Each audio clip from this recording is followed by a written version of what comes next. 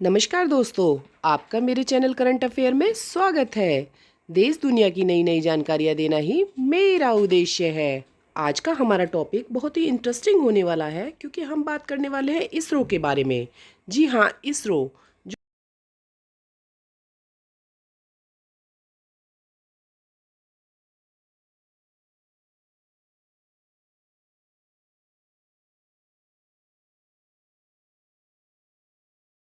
जो एक नहीं हजार बार हमारा दिल जीतने वाला है। अभी हाल ही में हम चांद पर चंद्रयान 3 भेजकर सफलता प्राप्त कर चुके हैं। पहले भारत के लोग स्पेस के बारे में जानकारी लेने में इतनी रुचि नहीं लेते थे, लेकिन आजकल जब हम देखते हैं सभी लोग स्पेस के बारे में अधिक से अधिक जानकारी प्राप्त करना चाहते हैं। अभी तक की जितनी भी जानकारियां हैं वह हमारी चांद के बारे में है, लेकिन अब जो हम बात करने वाले हैं वो सूरज के बारे में है। इसरो जो अब अपना मिशन चलाने वाला है वह चांद के बारे में नहीं है, वह मिशन सूरज के बारे में है। जब हम इस मिशन के बारे में सुनते हैं तो हमारे दिमाग में कई प्रकार के सवाल आते हैं कि ये आदित्य L1 क्या है और ये आदित्य L1 कहाँ जाएगा। क्या यह सूरज को बिल्कुल टच करेगा? क्या सूरज तक पहुँचने वाला यह पहला मिशन है या हमसे पहले कोई और देश भी इस प्रकार का मिशन चला चुका है? आप लोगों के इस प्रकार के ढेरों प्रश्न का उत्तर मैंने अपनी इस वीडियो के माध्यम से देने का प्रयास किया है। तो अपने सभी सवालों का जवाब जानने के लिए मेरी वीडियो को अंत तक देखना ना भूलें। अपना टॉपिक शुरू करने से पहले हम बढ़ते हैं आज के सवाल की तरफ। हमारा आज का सवाल है कि चंद्रयान 3 जहां पर उतरा था उस जगह को क्या नाम दिया गया है?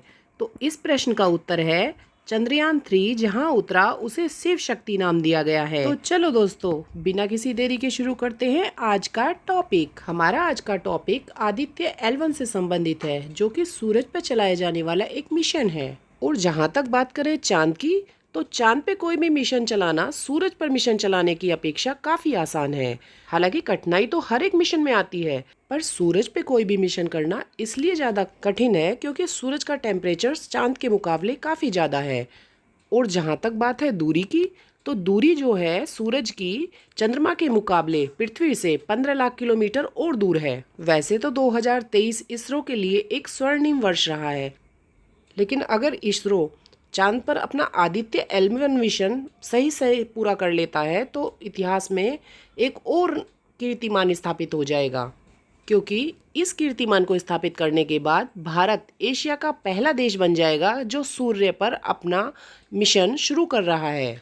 इसरो ने यह मिशन 2 सितंबर 2023 को सतीश धवन स्पेस सेंटर से 11:50 पर शुरू किया। यह सूरज का अध्ययन करने के लिए मिशन बनाया गया है और इसे स्थापित करने के लिए PSLV 57 का प्रयोग किया गया है। इस बात में बिल्कुल भी कंफ्यूज होने की जरूरत नहीं है। ये PSLV का 59वां मिशन है, जो कि PSLV 57 द्वारा लॉन्च किया गया है। यानी PSLV के द्वारा ये अब तक 58 मिशन लॉन्च किए जा चुके हैं और ये जो मिशन है ये 59 और विश्व में उसका स्थान हो जाएगा दूसरा, क्योंकि नासा ऐसा मिशन पहले भी शुरू कर चुका है और नासा के मिशन का नाम है नासा पार्कर सोलर प्रोब। और अब बात करते हैं कि इसका नाम आदित्य L1 क्यों रखा गया है। तो आदित्य L1 इसका नाम रखने के पीछे यह उद्देश्य है क्योंकि यह L1 पॉइंट पर स्थापित किया जाएगा और आदित्य का अर्थ होता है सूर्य। सूर्य के जो आसपास के कुछ पॉइंट्स हैं उनका नाम रख दिया गया है L1, L2, L3, L4 और L5। तो L1 एक ऐसा पॉइंट है जो पृथ्वी और सूर्य के बीच एक ऐसा पॉइंट है जहाँ पर गुरुत्वाकर्षण बल लगभग सेम हो जाता है। यह तो हम सब लोग जानते ही हैं कि पृथ्वी में भी गुरुत्वाकर्षण बल है, वह चीज़ों को अपनी तरफ खींचती है, और सूरज में भी गुरुत्वाकर्षण बल है, वह भी चीज़ों को अपनी तरफ खींचता है। तो L1 एक ऐसा पॉइंट है जहाँ पर दोनों का गुरुत्वाकर्षण बल जब बराबर हो जाता है तो ना सूरज अपनी तरफ खींच पाता है ना पृथ्वी अपनी तरफ खींच पाती है। तो इस पॉइंट पर अगर हम अपना आदित्य L1 स्थापित कर देंगे तो वहां से ना तो वह पृथ्वी की तरफ जाएगा और ना ही सूरज की तरफ, बल्कि उसी ऑर्बिट में वह चक्कर लगाता रहेगा। और यह पॉइंट एक ऐसा पॉइंट है जहां पर हवाएं भी काफ़ी कम चलती हैं, जिससे कि हम जो वहां से इमेज भेजेंगे वह भी बहुत ज़्यादा क्लियर आएगी। इस L1 पॉइंट को लैग्रेंज पॉइंट भी बोला जाता है। अब जहाँ तक बात करें इसे स्थापित करने की, तो सबसे पहले जो यह पृथ्वी की निम्न कक्षा में स्थापित होगा, फिर वहाँ पर फिर आदित्य L1 का प्रोपल्शन सिस्टम चालू होगा और वह पृथ्वी की धीरे धीरे ग्रेविटी से बाहर निकल जाएगा।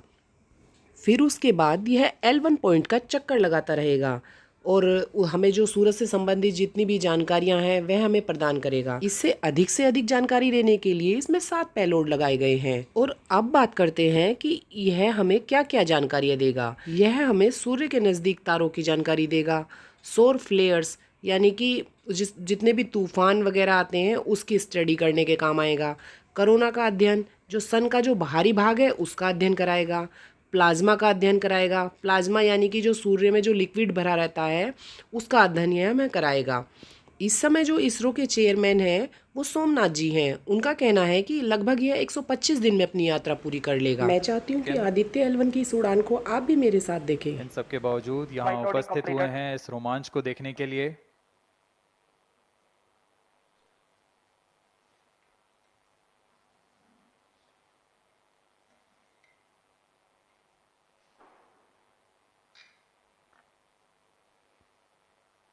एयर ट्रैफिक कंट्रोलर और मौसम विभाग की अनुमति भी प्राप्त की जा चुकी है। विभिन्न ऊंचाई पर वायु गति माप ली गई है और इसे ऑनबोर्ड कंप्यूटर पर लोड कर दिया गया है। The Satish Dhawan Space Center has its own meteorology department which keeps a very close watch on the weather at the launch base. Weather today is going to be dry and hot. The skies will remain clear. Ground winds will be benign and upper winds also are benign for the flight of PSLV C-57 Aditya L1 mission.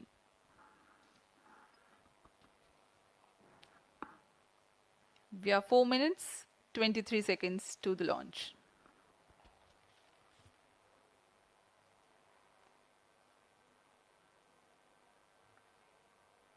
उसे निर्दिष्ट कक्षा में इस तरह पूरे mission में लगभग 3800 second का समय लगेगा।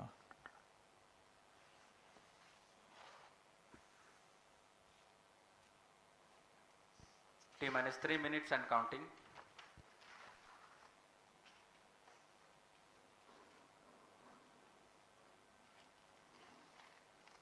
यह PSLV C-57 का प्रमोशन यान ट्रैकिंग के संदर्भ में भी काफ़ी जटिल है।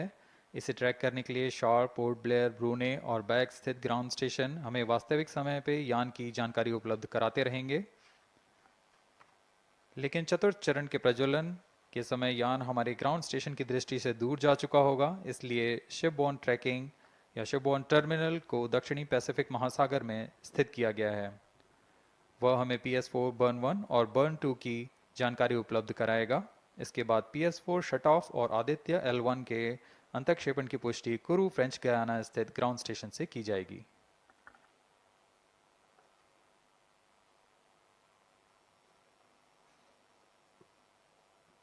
Minute and counting.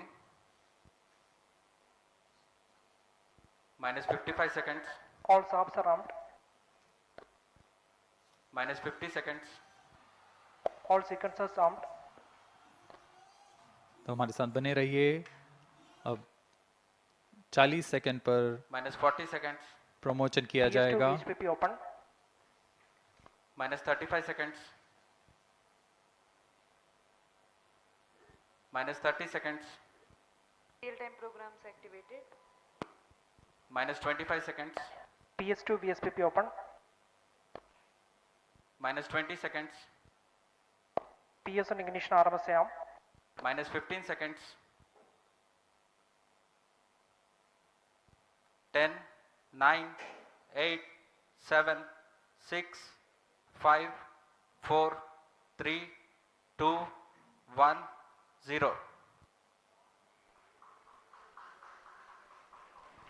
Plus 5 seconds.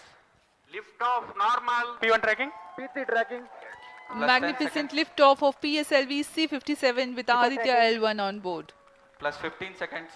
PSLV C-57 का सफल उत्थापन और इसके साथ 20 seconds. प्रथम भारतीय सौर अंतरिक्ष यान निकल चुका है सूर्य के Plus तेज से 25 विज्ञान को प्रकाश करने।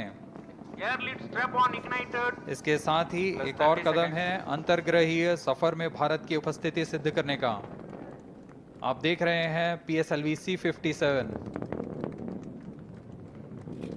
प्रथम चरण पूरी तरह सामान्य। The rocket flying forth, following nominal trajectory and developing nominal thrust. The bright fumes against a clear midday Shuttle one sky. is in main auto. A rocket launch is more than just a sight to behold. First The stage roaring performance sound and the normal. vibrations that we can feel Shuttle here, is in main adding auto. to this, the thrill are just amazing.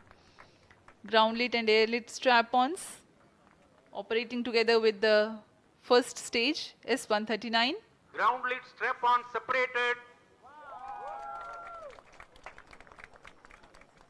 जैसा कि निर्धारित है, ground lead स्ट्रप on को First separate कर stage दिया गया है performance normal. और प्रथम चरण का निष्पादन सामान्य है। इस घटनाक्रम में अगला एयर लेड स्ट्रप ऑन को यान से पृथक कर दिया जाएगा। Air lead strap on separated. जी हाँ, इसकी भी पुष्टि हो गई है। स्ट्रप ऑन को सफलतापूर्वक पृथक कर दिया गया है। We are 100 seconds past the launch time. The ground-lit and air-lit strap-ons have been separated. S-139 motor still thrusting. S-139 First stage 110 separated. Second के प्रज्वलन Second काल के stage पश्चात engine उसे started. भी Closed पृथक कर loop दिया गया guidance है। initiated. Plus 2 minutes. द्वितीय चरण जो कि तरल नोदक पर आधारित चरण है, इसका प्रज्वलन शुरू हो चुका है और वर्तमान में प्रणोद Second उत्पन्न stage कर रहा है। performance normal. The launch vehicle is at an altitude of 73 kilometers. First stage has been separated. Second stage has begun its operation and the closed loop guidance has been initiated. According to the announcement by Range Operations Director, PS2 is developing nominal thrust. Jewel, the light of eastern sky, who generates, operates and destroys the universe. While the energy of sun, after having filtered by the atmosphere, is available for the sustenance of Earth, the explosive phenomena in sun and the solar flares are a cause for concern to the spacecraft and human space missions. The vantage point for such observations is a place in between the sun and Earth. Third stage separated. Now we have a successful separation event of the third Basically stage of separated PSLV. hosting. It is approximately 900 seconds. Plus 10 minutes.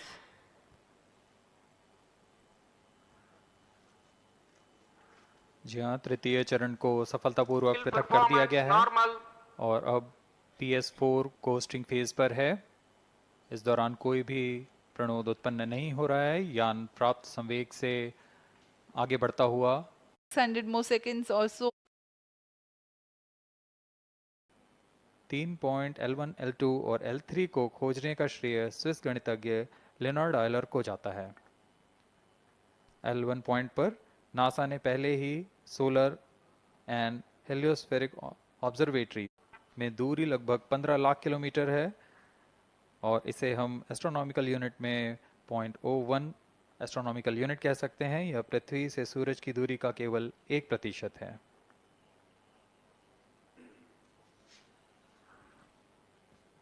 The vantage point यहाँ अगर कोई चीज पहुंचती है तो वह वही बनी रहती है क्योंकि लैग्रांज पॉइंट पर दो बड़े द्रव्यमानों का गुरुत्वाकर्षण खिंचाव बराबर हो जाता है और इसमें एक अभिकेंद्रीय बल है कि जो कि पिंड को दोनों द्रव्यमान के साथ बनाए रखता है। ऐसे 5 लैग्रेंजियन पॉइंट्स होते हैं पृथ्वी और सूर्य के बीच। इन पॉइंट्स में अंतरिक्ष यान को भेजकर कम से कम ईंधन की खपत पर या उस स्थान पर अंतरिक्ष प्रयोगों को अध्ययन के लिए बनाए रखा जा सकता है। आदित्य L1 उपग्रह को भी ऐसे ही लैग्रांज पॉइंट 1 पर स्थापित किया जा रहा है। अंतरिक्ष यान को यहां तक पहुंचने में 125 दिन का समय लगेगा।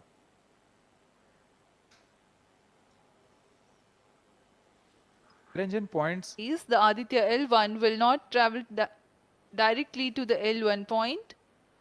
Transfer maneuvers will be performed to position the spacecraft in a halo orbit.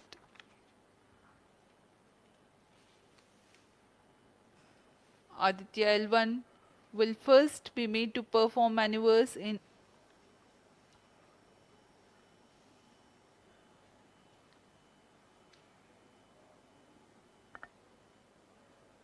but the correct orbital parameters at the time of injection are of prime importance.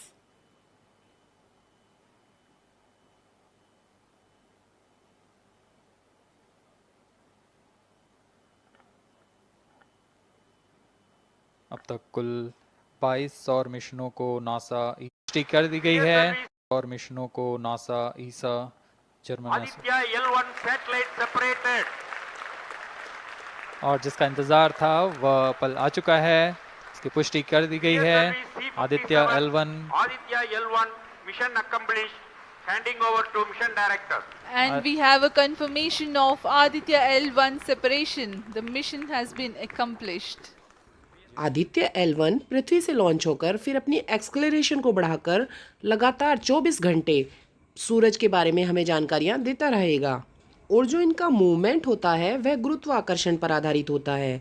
एक बार जब इन्हें पृथ्वी की कक्षा से बाहर भेज दिया जाता है तो ये बिना फ्यूल से उसके चारों तरफ चक्कर लगाते रहते हैं। इसमें किसी भी प्रकार के फ्यूल की आवश्यकता नहीं पड़ती है। जैसे जैसे पृथ्वी मूव करती है तो ये भी मूव करते हैं। इस मिशन पर जो काम कर रहे हैं वो हैं डॉक्टर YS रंजन।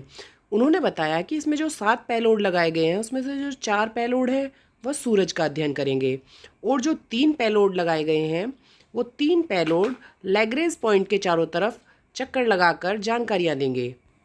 और जहाँ तक बात करें इसमें लगने वाली लागत की, तो इसमें लगने वाली लागत भी काफ़ी कम है, जो कि 400 करोड़ के करीब है।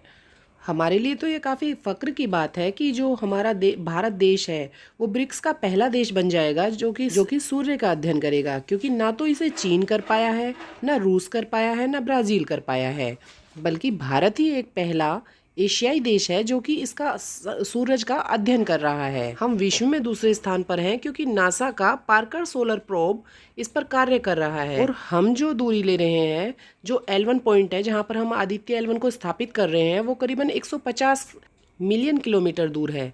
और जबकि जो पार्कर सोलर प्रोब है वह करीबन 7-8 मिलियन किलोमीटर ही दूर है। तो हमारे से ज़्यादा पास उनका पार्कर सोलर प्रोब है जो कि दिसंबर 2021 में स्थापित किया गया था, जो सन के कोरोना में एंटर कर चुका है। अब बात करें कि सूर्य के इतने गर्म होने के बावजूद भी वह कैसे एंटर कर चुका है, तो वह इसलिए एंटर कर चुका है कि वह कार्बन का बना हुआ है और उसमें एक शील्ड लगी हुई है जो कि सफ़ेद रंग की है। यह एक हीट शील्ड है जो कि उसे सूरज की गर्मी से बचाती है।